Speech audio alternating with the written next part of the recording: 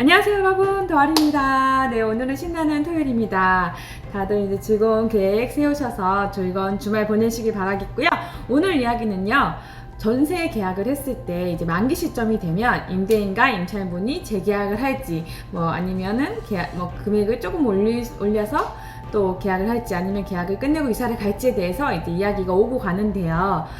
전세가 끝날 즈음에 전세 매물이 귀하다거나 갑자기 그 금액이 폭등을 했다거나 했을 때 임대인 입장에서는 당연히 전세 금액을 조금 올려서 받길 원하실 거예요. 그런데 임차인분 입장에서도 그 금액이 올리는 금액이 도저히 받아들이기 힘들다면 이사를 가시겠지만, 그 금액이 합당한 어느 정도 이해할 만한 금액이고, 또 내가 이사를 가는 것이 정말 번거롭잖아요. 짐을 풀고 쌓고 하는 것도 너무나 번거롭고, 또 이사하는데 이사 비용도 들고, 그런 비용을 이리저리 감안했을 때 그냥 금액을 조금 올려주고 전세 재계약을 하는 게 맞겠다 생각을 했을 때는 이제 금액을 조금 증액하고 재계약을 해서 계속 지내게 되는 경우가 많은데요. 그랬을 경우에 올려준 내 보증금을 어떻게 지킬 수 있을지에 대한 이야기를 들려드리려고 합니다. 올려준 내 보증금을 안전하게 지키기 위해서 해야 되는 건 첫 번째로요, 새로운 증액 계약서를 작성을 하고 그 계약서에 확정일자를 받는 겁니다. 그 계약서 쓰기 전에 이제 먼저 해야 될 게 있어요. 그건 바로 기존 계약 당시와 지금 현재 그 권리 변동 사항이 있는지 없는지 확인을 해야 되는데요. 그러기 위해서 등기사항 정보 증명서, 등기부 등본이라고 하죠. 이것을 확인하면 거기에 기본적으로 가압류, 근저당권, 가처분, 그런 권리 변동 사항이 기입이 되어 있잖아요. 그게 있는지 없는지 확인을 하셔야 돼요.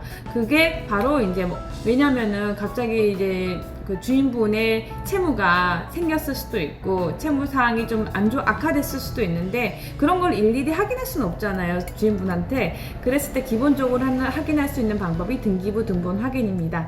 그렇게 확인을 하시고요. 그리고 이제 내 보증금에서 증액한 보증금 있죠? 그 금액을 합산한 총 전세 보증금에 대한 그 증액 계약서를 작성을 합니다. 예를 들어서 최초 보증금이 3억이었어요. 3억의 전세 계약이 있는데 이번에 보증금 5천만 원을 올렸어요. 그러면 총 보증금이 3억 5천만 원이잖아요. 그 금액에 대한 그 계약서를 작성을 하는 겁니다. 그리고 특약란에 2021년 4월, 오늘 며칠이죠? 4월 4일 보증금 5천만 원을 증액해서 재계약함, 이런 문구를 씁니다. 그래서 이렇게 특약 명시하면 이제 명백하게 내가 얼마를 재계약했는지 알 수가 있겠죠? 그리고 이 계약서를 동사무소나 이런 데 가서 확정일자를 받는 거예요. 그리고 확정일자를 받아놓은 기존의 계약서 있죠? 내가 3억으로 썼던 계약서, 그거는 폐기를 하시면 안 돼요. 같이 보관하고 있어야 합니다. 왜냐하면 기존에 받았던 확정일자가 삭제되는 게 아니라 그대로 유효하거든요. 그래서 새로 확정일자를 받은 날로부터 증액된 금액까지도 모두, 그전 금액도 그렇고 증액된 금액까지도 모두 이제 확정일자로 보호받게 되는 거죠. 그래서 만약에 내가 살고 있는 집이 경매로 넘어가게 되는 경우가 있잖아요. 그럴 경우 기존 계약서와 새로운 증액 계약서를 함께 제출을 해서 배당 요구를 하는 거죠. 그래서 기존 계약서의 보증금 부분을 지우고 새로 총 보증금액을 기재해서 작성하는 경우도 있는데요.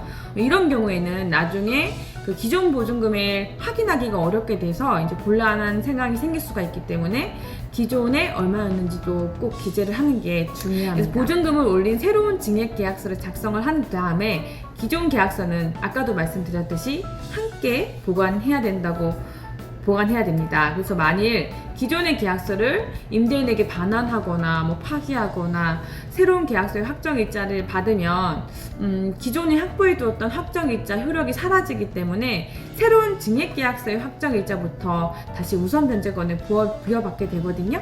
그렇게 되면 만약에 기존 계약서 당시와 그리고 지금 새로운 계약 시점 사이에 임대인이 금저당권을 설정했거나 그런 부분이 있었다면 여기에 아무리 오래 살았다고 하더라도 근저당권의 순위가 이제 이 순위가 더 순위가 올라가기 때문에 내 순위가 뒤로 밀리기 때문에 위험한 상황이 발생할 수가 있습니다. 그래서 그 부분을 유의하셔야겠습니다.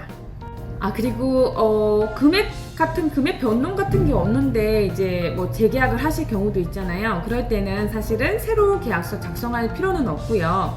임대차 기간에 대한 변경 내용만 특약란에 기재하고, 그리고 뭐 임대인과 임차인이 함께 서명 날인하면 기존 임대차에다가 계약서 받았던 확정일자 있잖아요. 그 효력이 그대로 유지되기 때문에 특별하게 다른 그 재계약 계약서는 작성할 필요가 없습니다.